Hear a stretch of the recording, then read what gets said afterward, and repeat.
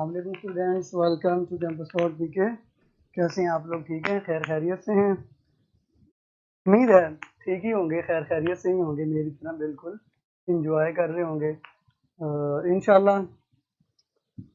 आज हम लोग थोड़ा सा डिस्कस भी करेंगे कल के टेस्ट को और थोड़ा सा आगे पढ़ने की भी कोशिश करेंगे अगर हमारे पास टाइम बच गया। क्या ख्याल है बच्चों?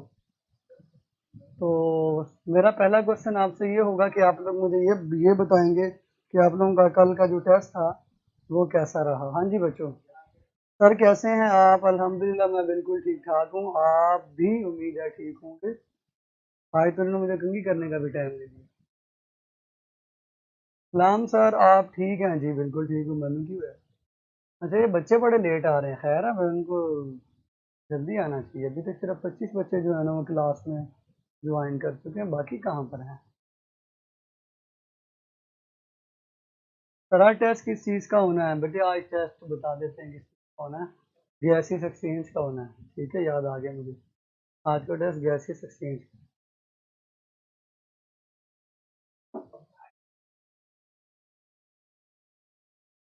आज सिर्फ टेस्ट डिस्कस होना है क्यों बेटे? आज आगे भी पढ़ना है इंशाल्लाह। टेस्ट नहीं डिस्कस होना आज, इंशाल्लाह हम लोग आगे भी पढ़ेंगे। उम्मीद है कि आप लोग। अच्छा जी सर, अभी सिर्फ 30 होना है। 30 नहीं बेटे, 35 हो गए, 36 हो गए। पर उनको 2:15 की आदत हो गई, उनकी आदत चेंज करवा देते हैं ना। अब मैं 2 बजे आया करूँगा इंशाल्लाह पूरे। सलाम सर, वालेकुम अस्सलाम। अस्सलाम वालेकुम सर, वालेकुम अस्सलाम। चलें, सलाम दुआ होती रहेगी। अब आप लोग ज़रा अलर्ट हो जाएं, हरी अप।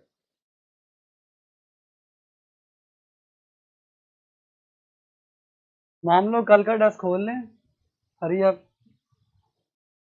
माम लोग कल का डेस्क खोल लें। सर आज रात वाले टेस्ट का सिलेबस और टाइमिंग, टाइमिंग मैं आपको बता देता हूँ। सिलेबस मैंने बता दिया है, गैसियस एक्सचेंज है। बल्कि ये लिख ही देता हूँ इससे पहले कि बार बार प्रॉब्लम हो। ले जी, आज के टेस्ट का जो सिलेबस है, ले जी ये मैं लिख रहा हूँ। सिलेबस चैप्टर नंबर 7 है, यूनिट नंबर 7 है बल्कि, क्योंकि यूएचएस के सिलेबस में चैप्टर में यूनिट्स लिखे और नाम है इसका गैसियस एक्सचेंज। तो जो नए बच्चे ज्वाइन करेंगे वो ये वाला वाइट बोर्ड देख सकते हैं, ठीक है। सर आज न्यू चैप्टर स्टार्ट करेंगे जी, बिल्कुल न्यू चैप्टर स्टार्ट करेंगे। सर आप किस कॉलेज में हैं बेटे? मेरी प्रोफाइल पे जाके देख लें। सर आज न्यू चैप्टर स्टार्ट करेंगे जी, बता दिया है। आप बहुत अच्छे सुनाते हैं, थैंक। इसको आवाज़ नहीं आ रही? आवाज़ बिल्कुल ठीक है। सर खाना नहीं खाते आप नहीं बेटे, बाकी सारा कैंपस खाना खा रहा है और मैं आप लोगों का लेक्चर स्टार्ट करवा रहा हूँ, ठीक है। सर जी आजकल आप खाना जल्दी खा लेते नहीं? आजकल मैं खाना नहीं खा रहा, आजकल मैं लंच छोड़ देता हूँ आप लोगों के लिए, ताकि आप लोगों की क्लास जो है ना वो टाइम पर स्टार्ट हो सके, ठीक है। चलें, let's move on to the discussion of yesterday's test.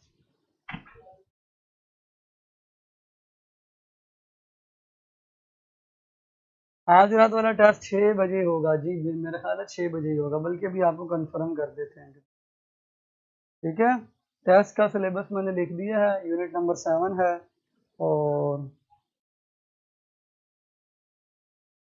खुल गया? टेस्ट ही नहीं खुल रहा एक्चुअली ना, मेरा मोबाइल इतना माशाल्लाह महंगा है, हैंग हो जाता है बार बार। खुल जा, और खुल जा यार। कैंपस वालों को कह दें कि आपको जल्दी दे दिया लंच। आवाज़ बहुत आहिस्ता है बेटे, मैं आहिस्ता बोल रहा हूँ, ठीक है।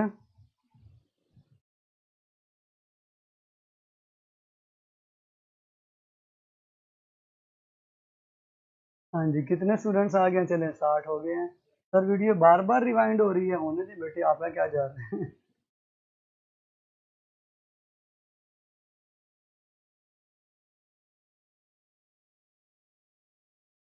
जी टेस्ट मेरे पास खुल गया है। MD CAT biology test FLP। चलें जी। अच्छा, मुझे कुछ बच्चों ने बताया है कि कल के टेस्ट में कुछ टेक्निकल MCQs भी आए थे, हैं ऐसे ही है? ठीक कह रहा हूँ या गलत कह रहा हूँ? जल्दी से बता दें ताकि जो है ना हम उसमें ज़्यादा टाइम लेना। सर अब लैपटॉप के साथ साथ आपके फ़ोन को भी चेंज करना पड़ेगा। यार सोच तो रहा हूँ कहीं से पैसे आए ना बाबा सारे तो लैपटॉप भी नया लेंगे और इंशाल्लाह अच्छे वाला, और मोबाइल भी नया लेंगे। चलें, क्या कह सकते हैं अब? क्यों कल के टेस्ट में कुछ टेक्निकल MCQs थे, मुझे पता चला है कुछ आसान भी थे, कुछ एवरेज भी थे, हर तरह के MCQs थे। इसी तरह का ही टेस्ट आपको पता है एनडी टेस्ट में आता है, हर तरह के MCQs होते हैं उसमें। So we will move on to test. Sir मजे के MCQs थे, क्यों दरियानी थी बीच में? सर आवाज़ बहुत आहिस्ता आ रही है, ये क्या चक्कर है? आवाज़ आहिस्ता क्यों आ रही? क्योंकि मैं आहिस्ता बोल रहा हूँ बेटे, मैं आहिस्ता बोल रहा हूँ, परेशान ना हो, ठीक है? अभी जरा मेरा गियर लगेगा ना दूसरा तीसरा, फिर इंशाल्लाह जो है ना हम लोग तेज बोलेंगे। नहीं बच्चों,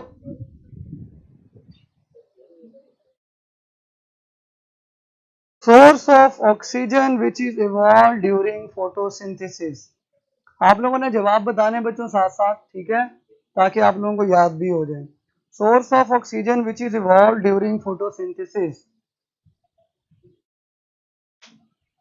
हाँ जी, तो क्या आंसर है? सबको पता है ऑक्सीजन जो निकलती है फोटोसिंथेसिस के अंदर वो वाटर से निकलती है, ठीक है? और वाटर की जो ब्रेकडाउन होती है उसको हम फोटोलाइसिस कहते हैं, फोटोलाइसिस कहते हैं, ठीक है? चलें, उसके बाद नेक्स्ट हमारा जो है which is not true about photosynthesis. हाँ जी, which is not true about photosynthesis.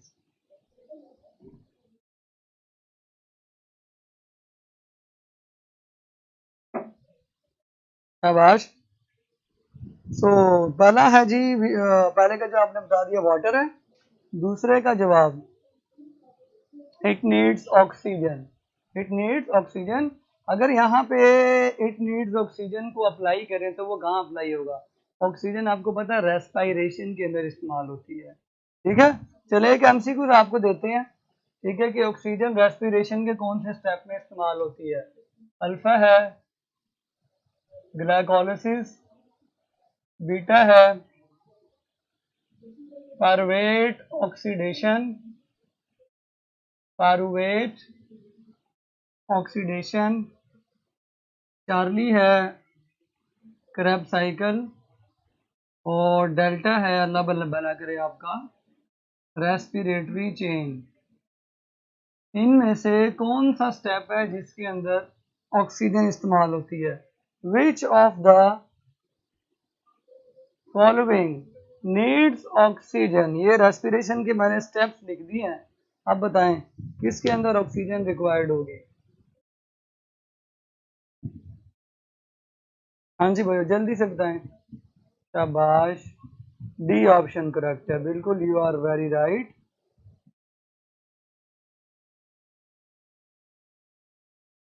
ये टॉपिक का नाम गलत क्यों आ रहा है?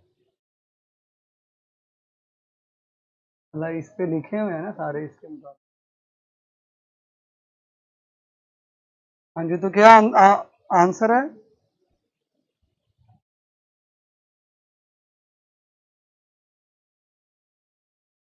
शाबाश, आंसर क्या बच्चों? रेस्पिरेटरी चेन, ठीक है जी। सर जरूरी तो नहीं कि रेस्पिरेटरी सिर्फ डे टाइम को बल्ब की लाइट से भी हो जाती है, तो सर बन रही है ना सर, ये क्या लिखा है?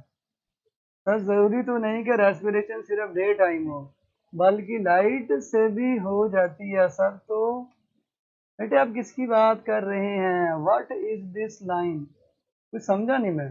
रेस्पिरेशन तो दोनों टाइम होती है, दिन में भी होती है रात में भी होती है।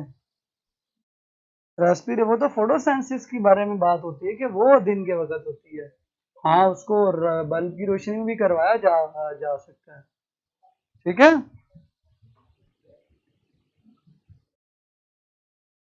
लेकिन हम जनरली बात कर रहे हैं, ठीक है, हम जनरली बात कर रहे हैं, जनरली डे टाइम में ही होती है। जब आप उसको लाइट देंगे ना रात के वक्त तो प्लांट डे ही समझेगा उसको, प्लांट के लिए वो दिन है। एक्चुअली आप रात को उसको रोशनी दे रहे हैं, लेकिन वो क्या समझेगा कि दिन है, ठीक है, तो वो फोटोसिंथेसिस करेगा। तो आपने जनरली देखना है। देखिए, तो इसका आंसर क्या बना? रेस्पिरेटरी चेन, ठीक है, यही तो करना है आपने। लेकिन नेक्स्ट आपका है in yeast cell pyruvate is converted to, सबको पता है, इथाइल अल्कोहल, ठीक है,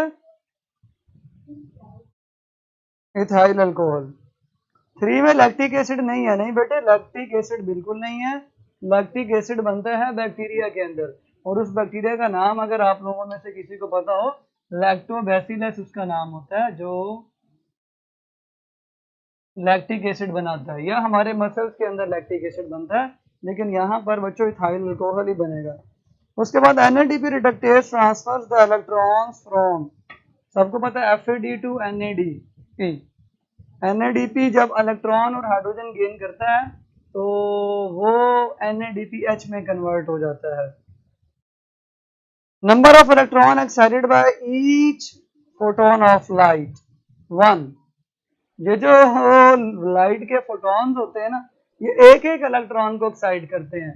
हम 2 इलेक्ट्रॉन्स इसलिए मेंशन करते हैं ताकि बैलेंस रहे, ताकि बैलेंस रहे, ठीक है। अगर आप बैलेंस नहीं करेंगे तो आपका सारा जो है ना गड़बड़ हो जाएगा। अब फोटोन एक तो नहीं पड़ता सूरज का, फोटोन तो काफी ज्यादा पड़ रहे होते हैं, तो काफी ज्यादा इलेक्ट्रॉन एक्साइट हो रहे हैं, काफी ज्यादा आपको एटीपी बनते हुए नजर आ रहे होते हैं। हमने तो एक बनाया ना, इसलिए हम, ठीक है, तो 1 आंसर होगा। एक फोटोन से एक इलेक्ट्रॉन एक्साइट होता है। Which is incorrect about light independent reaction, incorrect यानी गलत कौन सा? जनरेट्स एटीपी, एटीपी नहीं बनता लाइट इंडिपेंडेंट रिएक्शन से, मुराद यहाँ पर केल्विन साइकिल है। सो केल्विन साइकिल में आपको पता है लाइट नहीं इस्तेमाल होती डायरेक्टली, ये तो होगा। और उसके बाद एटीपी इस्तेमाल होते हैं, G3P पैदा होता है, और एटीपी पैदा नहीं होता, सो जनरेट एटीपी इसका आंसर है। तब अब आके बैलेंस ने खराब किया, जी बेटे, बैलेंस ही खराब करता सारा कुछ, ठीक है, तो एटीपी नहीं बनते। Chlorophyll has dash as a central atom, सबको पता है, बच्चे बच्चे को पता है, मैग्नीशियम जो है ना ये सेंट्रल एटम है, ठीक है। Wavelength which is strongly absorb by carotenoids, तो याद रखें ये जो कैरोटीनॉइड्स अंकल होते हैं ना, ये blue violet, violet blue range को स्ट्रांगली अब्सॉर्ब करते हैं, लेकिन साथ में ग्रीन को भी अब्सॉर्ब करते हैं, ठीक है। So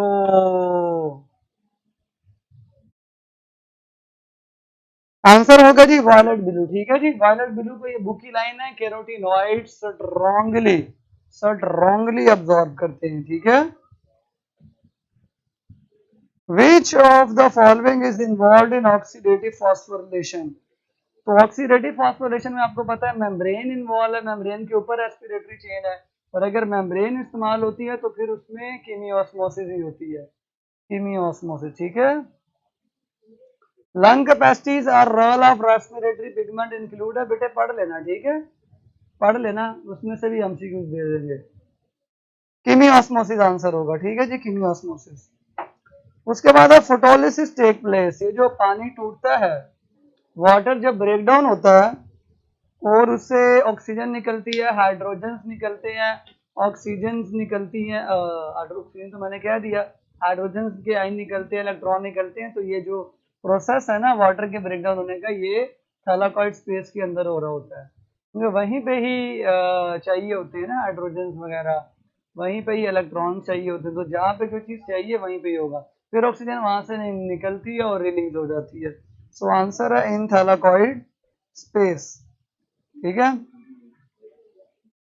water is release during the conversion of, तो सिंपल आंसर है 2Pg to Pep, 2Pg to पेप। चलिए एक क्वेश्चन आपसे पूछते हैं, पेप से एप में जाना है आपने, पेप से एप में जाना है, पेप से एप में कैसे जाएंगे, क्या होगा कि पेप से एप बन जाएगा, ठीक है, देखते हैं जी आप लोग कितने से आने हैं। You want to go to app from PEP. What will you do? कौन जाएगा जी ऐप के अंदर?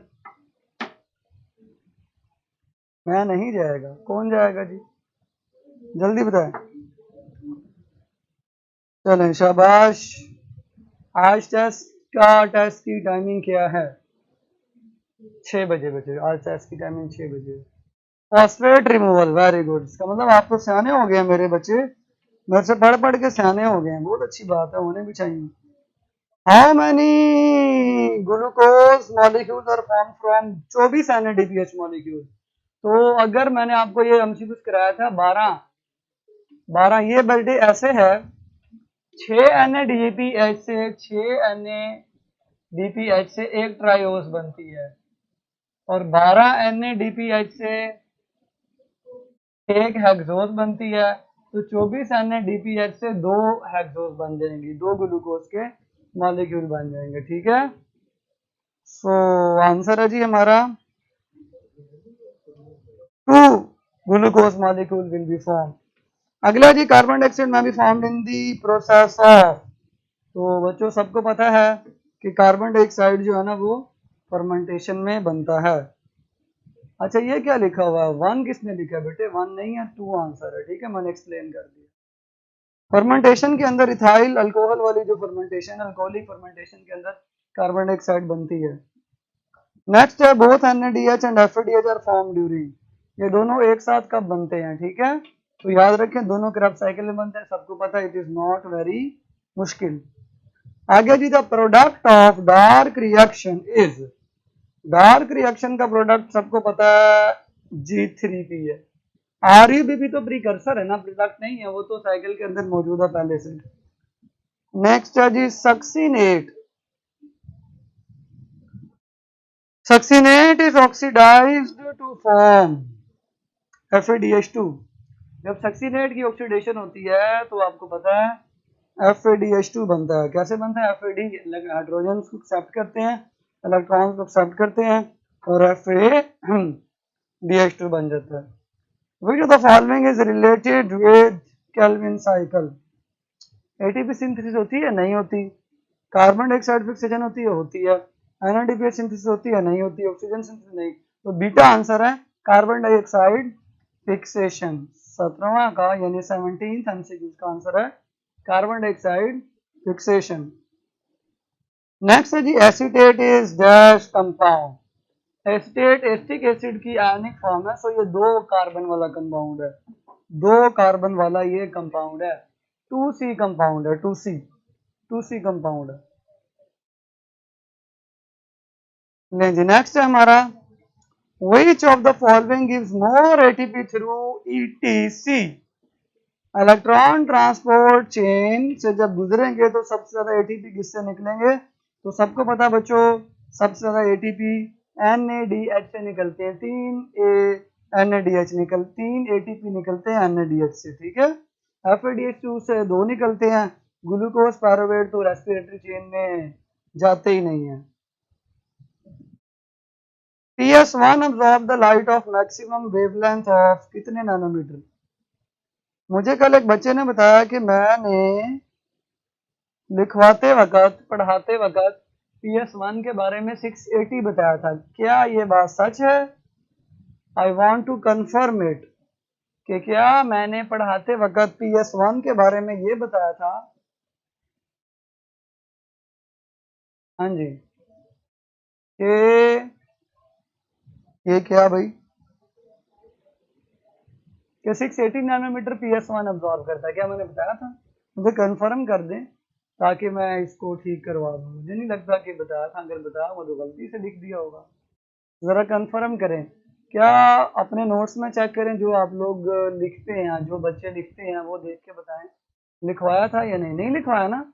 ओके, इसका मतलब उस बच्चे ने गलत बताया। अब मैंने भी हो सकता है गलत लिखा हो, तो इसलिए कोई मसला नहीं, इसलिए मैंने कंफर्म किया। हर बंदे से गलती हो सकती है, it's not a big deal, it's a little big deal. Okay, तो सर आपने 700 ही बताया था। चलिए अच्छा ठीक है जी, PS1 700 है, PS2 680 है। ठीक है, ओके। बड़ा भाई जो होता है ना वो बड़ा होता है, वो नंबर 1 पे होता है, छोटा भाई नंबर 2 पे है, तो उसकी नैनोमीटर कम है। इस तरह आपने याद रखना है, आपको मैंने हिंट बता दिया। Before entry of pyruvate into Krebs cycle, which of the following does not take place. हाँ जी सर, नोट्स में 700 ही लिखवाया था, चलिए अच्छी बात है। Before entry of pyruvate into Krebs cycle which of the following does not take place. बहुत ही इंपॉर्टेंट एमसीक्यूज है। जब पायरुविक एसिड, बट सर आप गलत कैसे हो सकते हैं बेटे, हो सकते हैं ना क्योंकि इंसान है, इंसान गलत हो सकते हैं, ठीक है। नहीं जी इसको देखें, ये थोड़ा सा घुमाऊ एमसीक्यूज है, घुमाऊ एमसीक्यूज को चेक करें, इसको सीधा करते हैं जी। जब पायरुवेट अल्लाह भला करे आपका एंटर होता है करब साइकिल में, करब साइकिल में जब ये एंटर हो रहा होता है तो इससे पहले ये क्या करता है कि सबसे पहले तो इसकी एक कार्बन निकल जाती है कार्बन डाइऑक्साइड की शक्ल में, उसके बाद इसकी ऑक्सीडेशन होती है जिसको हम कहते हैं पायरुवेट ऑक्सीडेशन, ठीक है। इसकी ऑक्सीडेशन होती है जिसमें से हाइड्रोजन निकल जाते हैं और वो Na को मिल जाते हैं जिससे वो NaDH बन जाता है। तो NaDH की देखें रिडक्शन हो गई है, पायरुवेट की अपनी ऑक्सीडेशन हुई है और NaDH की रिडक्शन हुई है। बाकी यहाँ पे कोएंजाइम ए भी आता है, so combination of coenzyme A भी ठीक है। तो क्या नहीं हुआ, हाँ ये भी याद रखें ये 3C होता है और जो ये एसिटाइल कोएंजाइम ए होता है वो T2C होता है। तो ये काम भी हुआ, ये काम भी हुआ, ये भी हुआ, ये नहीं हुआ जो यहाँ पे लिखा हुआ है oxidation of NaDH, because NaDH की रिडक्शन हुई है, पायरुवेट की ऑक्सीडेशन हुई है। NaDH की अपनी क्या हुई है रिडक्शन और पायरुवेट की क्या हुई है oxidation. So oxidation of NaDH is not the correct answer, ये नहीं होती। सो इसी को आपने टिक करना है, ठीक है। आज बायो का चैप्टर 7 का टेस्ट है जी, बिल्कुल मैंने ये लिख दिया यहाँ पे। सर अगर किसी का टेस्ट में मजबूरी के तहत मिस हो गया वो दोबारा नहीं दे सकता, अभी पूछ लेते हैं, अगर किसी का टेस्ट गलती से मिस हो गया वो दोबारा नहीं दे सकता तो विजिबल कर देंगे कैसे, चलें ठीक है, बैक एंड पे आंसर की मिल जाएगी, ठीक है।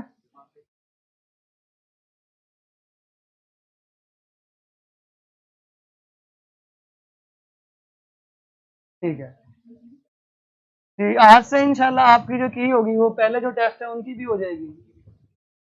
चलें अल्लाह ताला हिदायत दे बच्चों को, बच्चों जी मैंने पूछा है अभी, तो इंशाल्लाह आप जहाँ से आप FLP लेते हैं ना वहीं पे वो टेस्ट बड़ा रहेगा, ठीक है। अगर आपने टेस्ट मिस कर दिया तो आप दोबारा भी उसकी की चेक कर सकते हैं, तो परेशान नहीं होना है। नेक्स्ट अल्लाह भला करे आपका क्या है जी, सेलुलर रेस्पिरेशन इज एसेंशियली, अच्छा वैसे सेलुलर रेस्पिरेशन और फोटोसिंथेसिस रिडॉक्स रिएक्शन है, रिडॉक्स रिएक्शन, लेकिन इनमें मेजर चीज क्या है, मेजर चीज रेस्पिरेशन में ऑक्सीडेशन है। वो कैसे, वो ऐसे कि ऑक्सीजन का साथ में रिएक्शन हो रहा था, हर जगह बायोलॉजिकल ऑक्सीडेशन हो रही होती है डिहाइड्रोजिनेज वाली, और एंड पे तो ऑक्सीजन खुद भी आ जाती है, ठीक है, बीच में अपने आप को शामिल भी कर देती है। पहले वाले नहीं होंगे जी बेटे, पहले वाले भी कोशिश कर रहे हैं, हो जाएंगे इंशाल्लाह, परेशान ना हो। सर सेलुलर रेस्पिरेशन में ऑक्सीडेशन भी होती, रिडक्शन तो रिडॉक्स है ना बेटे, लिखा हुआ है एसेंशियली, एसेंशियली का मतलब है कि जरूरी क्या चीज है, जरूरी ऑक्सीडेशन है, ठीक है, एसेंशियली। जब हम मेटाबॉलिज्म की टाइप्स पढ़ते हैं ना तो एनाबॉलिज्म के अंदर हम फोटोसिंथेसिस लिखते हैं क्योंकि वो रिडक्शन है, वो ऐड कर रहा होता है चीजों को और ये ब्रेक डाउन हो रहा होता है, इसलिए हम इसको यहाँ पे ऑक्सीडेशन मानेंगे, ठीक है बच्चों। सो आंसर है ऑक्सीडेशन नॉट रिडॉक्स। अगर होता है जनरली, सर अब ये क्या रिडॉक्स है, मेनली वेनली क्या है सर, कसम से छोटी छोटी बातों से एमसीक्यू गलत, यही तो बेटे फर्क है एंटी टेस्ट में और आप में। देखें ये लिख लें एसेंशियली ऑक्सीडेशन है, लेकिन जनरली जो है ना, जनरली रिडॉक्स है। उसकी वजह पता क्या है, जब भी कहीं भी ऑक्सीडेशन हो रही होती है साथ में किसी ना किसी की रिडक्शन लाजमी हो रही होती है, तो मेजर चीज ऑक्सीडेशन है, साथ में उसके रिडक्शन जुड़ गई है। अगर आप पैसे दे रहे हैं तो शायद सी बात है कोई लेने वाला भी तो होगा ना, लेकिन असल में तो दिए गए हैं ना पैसे, असल में तो पैसे दिए गए हैं। अगर किसी चीज छीनी गई है तो लिए गए हैं, फिर रिडक्शन हो जाता है। तो इसलिए आप परेशान ना हो बुक की लाइन में, ठीक है।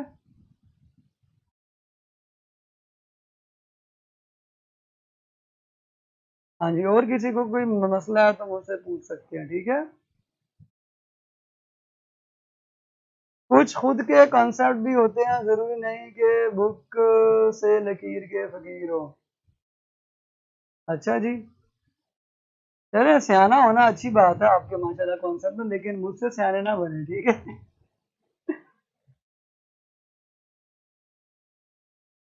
चलें जी, कहाँ थे जी हम? इधर थे। हाँ, protons gradient is created by the dash of mitochondria. Protons से मुराद यहाँ पे हाइड्रोजन आइंस हैं। इनका जो ग्रेडियंट होता है वो कौन मेंटेन करता है बच्चों? इनका जो ग्रेडियंट है वो इनर मेम्ब्रेन मेंटेन करती है, ठीक है। इनर मेम्ब्रेन के क्रॉस हाइड्रोजन आइंस जो है क्या नाम है पंप होते हैं और फिर वापस आते हैं, तो ये जो बनते हैं, ठीक है। सर जी आपने बुक अपलोड की है वो सिंध की है या एमडी कैट की? बेटे वो पंजाब टेक्स्ट बुक बोर्ड की है जिसमें से एमडी कैट आता है, ठीक है। सर इधर बुक ही चलती है जी, बेटे बुक चलती है। स्टूडेंट किसके हैं फिर तो सियाना होना बनता है जी, बिल्कुल होना बनता है। खुद के कॉन्सर्ट भी बुक से आएंगे ख्वाब। बेटे आप लड़ाई क्यों कर रहे हैं आपस में, क्यों भाई?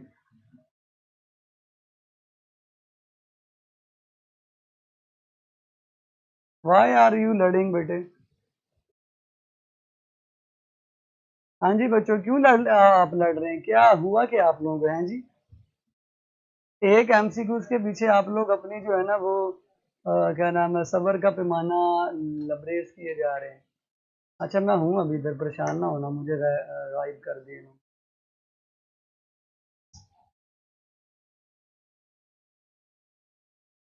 हाँ जी आ गया हूँ वापस में। चले वापस आ गए हैं।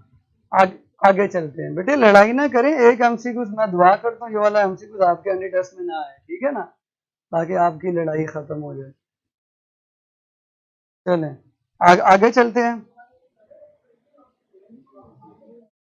सेलुलर रेस्पिरेशन, अच्छा प्रोटॉन्स भी हो गया। चाहिए प्रोटॉन्स वाला समझ लें, प्रोटॉन वाला समझ लें। देखें ये माइटोकॉन्ड्रिया ना, अल्लाह भला करे आपका, ठीक है। ये माइटोकॉन्ड्रिया है। इस माइटोकॉन्ड्रिया की जो इनर मेम्ब्रेन है, this membrane is known as cristae. होता पता क्या है, जो हाइड्रोजन आयंस होती हैं इनको मैट्रिक्स में से इनर मेम्ब्रेन के जरिए पंप किया जाता है, पंप किया जाता है। यहाँ पर भी काफी ज्यादा जो है ना वो हाइड्रोजन आयंस मौजूद होते हैं। तो इन हाइड्रोजन आयंस का जो ग्रेडियंट होता है ना, देखें ये दो जगहों के दरमियान में, ये इस मेम्ब्रेन के इस तरफ और बाकी के हाइड्रोजन आयन इस तरफ है। तो जब भी मेम्ब्रेन की वजह से दो तरफ कंसंट्रेशन का फर्क आता है ना, वो ग्रेडियंट का पैदा होता है। तो यहाँ पे ग्रेडियंट पैदा करने की जो जिम्मेदार है वो हाइड्रोजन आयंस हैं। वो कौन है?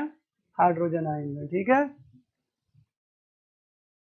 चलें उसके बाद आगे चलते हैं हम लोग। FADH call is the reduction of dash coenzyme Q. सबको पता है कि जो इलेक्ट्रॉन्स निकल रहे हैं FADH2 से वो कोएंजाइम के पास जा रहे हैं, ठीक है। काफी ज्यादा इलेक्ट्रॉन्स इधर भी आ रहे हैं मेरे रूम के अंदर। चले अब सारे इलेक्ट्रॉन्स को मैंने भगा देना ताकि मैं आराम से आपसे गप्पे शप्पे लगा सकूं। चलो कोएंजाइम क्यू इसका आंसर है। How many carbon dioxide are molecules are form from pyruvate in aerobic respiration? बेटे कार्बन डाइऑक्साइड कितने बनते हैं ये डिपेंड करता है कितनी मरतबा डी कार्बोक्सिलेशन हुई है, कितनी मरतबा डी कार्बोक्सिलेशन हुई है। तो याद रखें डी कार्बोक्सिलेशन एक मरतबा पायरुवेट से एसिटिक एसिड बनते वक्त होती है, ठीक है। और दूसरी मरतबा जो है वो क्रब साइकिल में होती है और तीसरी मरतबा भी क्रब साइकिल में होती है। तीन मरतबा जब कार्बन डाइऑक्साइड निकलती है तो तीन मरतबा जब कार्बन डाइऑक्साइड निकल जाती है तो हम कहते हैं तीन मरतबा डिकार्बोक्सिलेशन हुई है। चलें आप चेक करें, एक मरतबा पायरुवेट से एसिटिक एसिड बनते वक्त और दो क्रब साइकिल के बीच में कार्बन डाइऑक्साइडें निकली हैं। अशरफ साहब 3 आंसर है, 2 नहीं है। ध्यान से देखें, एक पायरुवेट की एसिटिक एसिड में कन्वर्जन के वक्त, और बाकी 2 जो है ना करब साइकिल के अंदर कार्बन डाइऑक्साइडें निकली हैं। ठीक है, तो 3 आंसर है। 3 सर इधर 2 आता है, कहाँ पे 2 आता था? इधर 2 आता था, कैसे 2 आता था भाई? कोएंजाइम क्यू वाला फिर से बता दें बेटे, आप चेक करें FADH के जो इलेक्ट्रॉन्स हैं वो कोएंजाइम क्यू को मिल रहे हैं, इसलिए कोएंजाइम क्यू की रिडक्शन हो रही है। ये 2 वाले बेटे चेक कर लें, आप बुक में खोलें, क्रैब साइकिल वाला पेज खोलें, आप चेक करें। जब पैरावेट, मैंने बल्कि यहाँ बनाया भी हुआ है, एक मरतबा कार्बन डाइऑक्साइड इधर निकल रही है, एक मरतबा जब 6 कार्बन वाला कंपाउंड आइसोसिट्रेट कीटोग्लिटरेट में कन्वर्ट होता है ना, तो एक मरतबा तब कार्बन डाइऑक्साइड निकलती है, और आखिरी मरतबा जब 5C वाला 4C में कन्वर्ट होता है उस वक्त भी कार्बन डाइऑक्साइड बाहर निकलती है। तो 1, 2 और 3 मरतबा डीकार्बोक्सिलेशन हुई, सो 3 कार्बन डाइऑक्साइड पायरुवेट से बनते हैं। ठीक है बच्चों, हम समझ आ गया कि नहीं? सर ये समझ नहीं आया बेटे, आप ना जरा चेक करें, लिखा हुआ है how many carbon dioxide molecules are form from pyruvate. Glucose नहीं लिखा हुआ, अगर ग्लूकोज होता ना फिर तो आपको पता है हम लोग बैलेंस केमिकल इक्वेशन करते हैं, वो तो कोई प्रॉब्लम ही नहीं है, C6H12O6 प्लस ऑक्सीजन। ठीक है, आपको पता है ना, इस तरह से हम लोग 6 कार्बन डाइऑक्साइड और 6 वाटर बनाते हैं।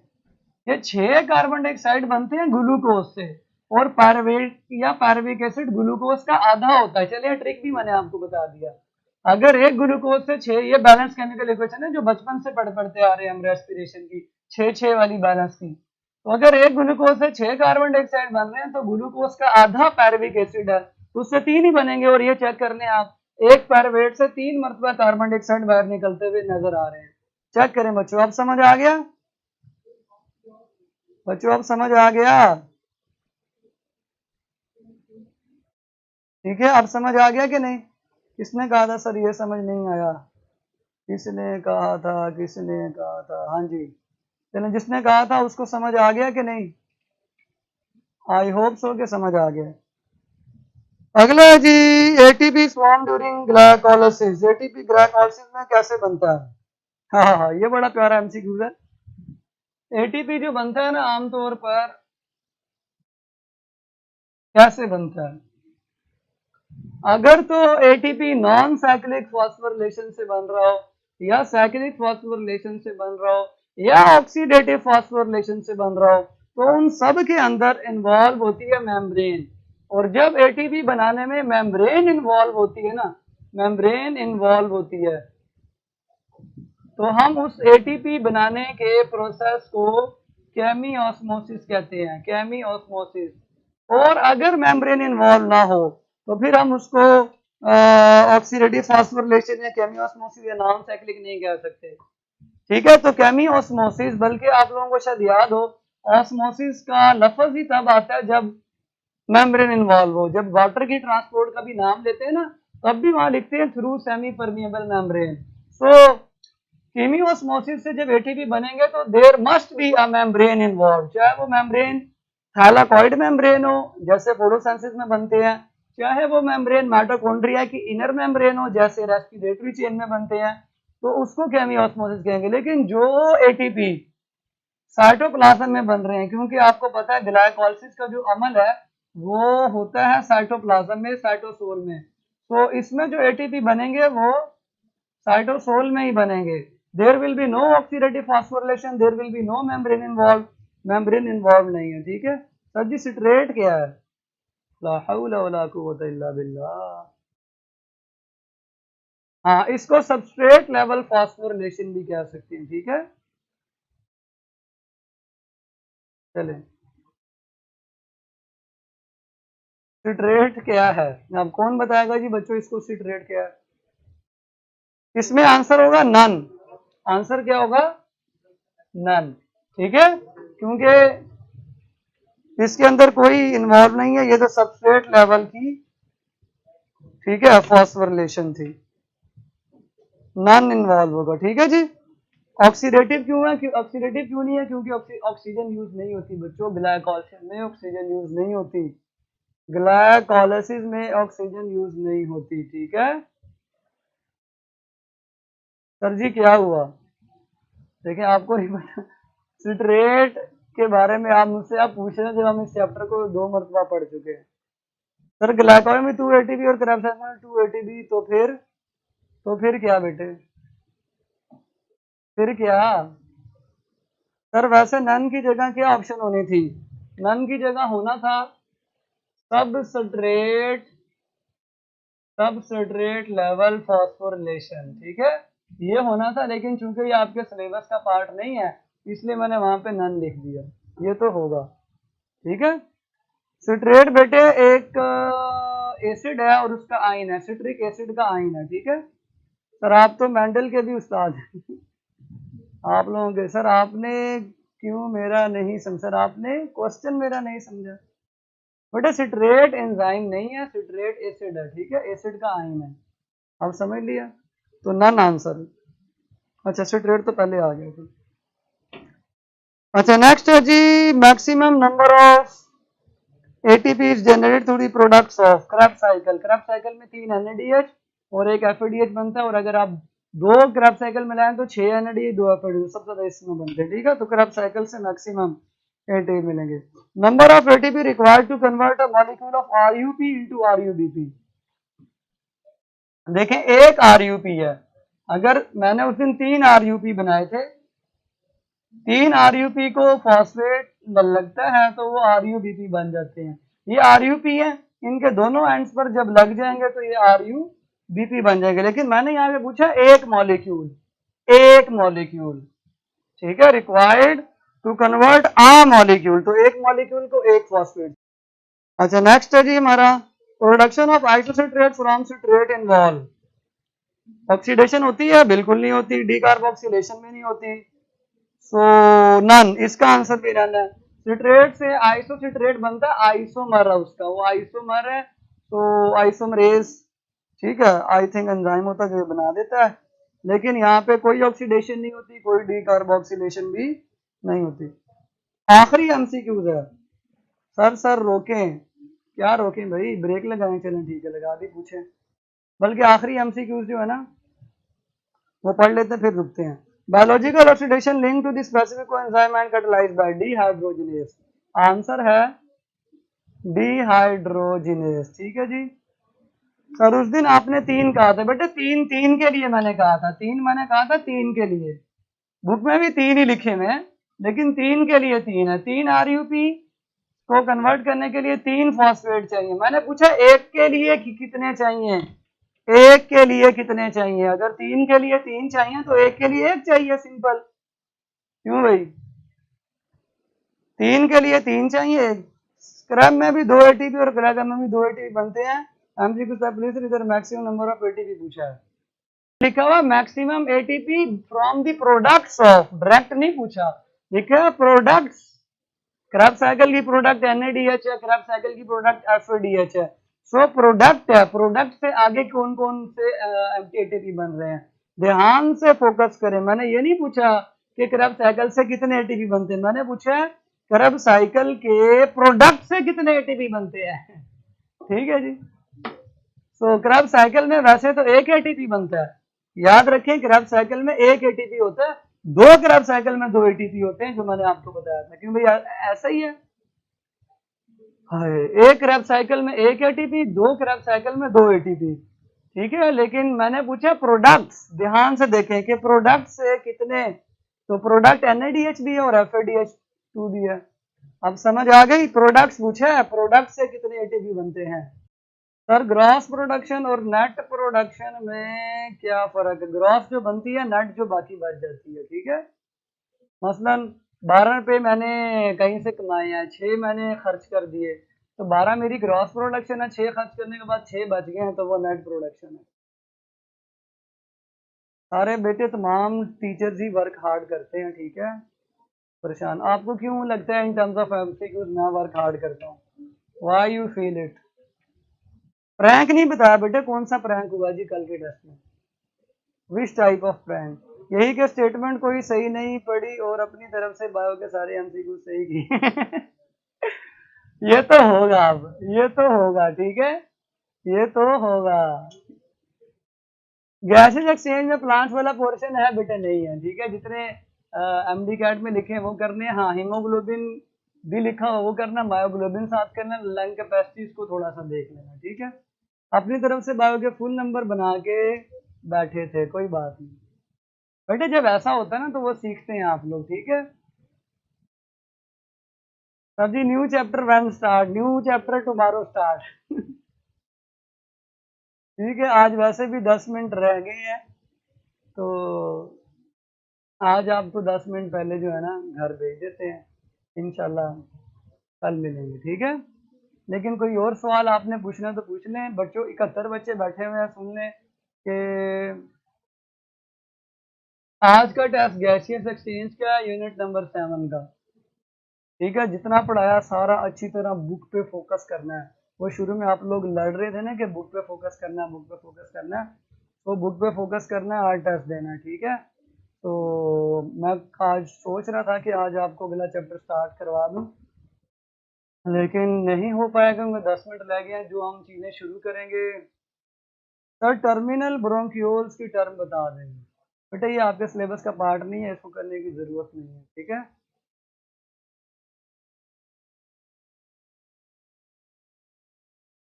टर्मिनल ब्रोंक्यूल्स की टर्म बता दें बेटा, ये ब्रोंक्यूल्स की टाइप्स होती हैं, ठीक है। तो वो मैंने नहीं करवाई आपको, ना ही मैंने वो टेस्ट में दी है, फिर ठीक है, किसी और दिन डिस्कस करें। मुश्किल एमसीक्यूज बनेंगे तो आपकी तैयारी होगी ना। चलें ठीक है, इंशाल्लाह कल मिलेंगे। कल तक के लिए गैसेस एक्सचेंज को आपने अच्छी तरह आज तैयार करना है, इसीलिए मैंने आपको तैयार करने के लिए 5-10 मिनट जल्दी छुट्टी दी है। आप लोग अच्छी तरह तैयार करें, मैं भी तरह जाके खाना पीना खा लेता हूँ, ठीक है जी। कल मिलते हैं, अपना ख्याल रखिए, टेस्ट अच्छा से दीजिए और सबके लिए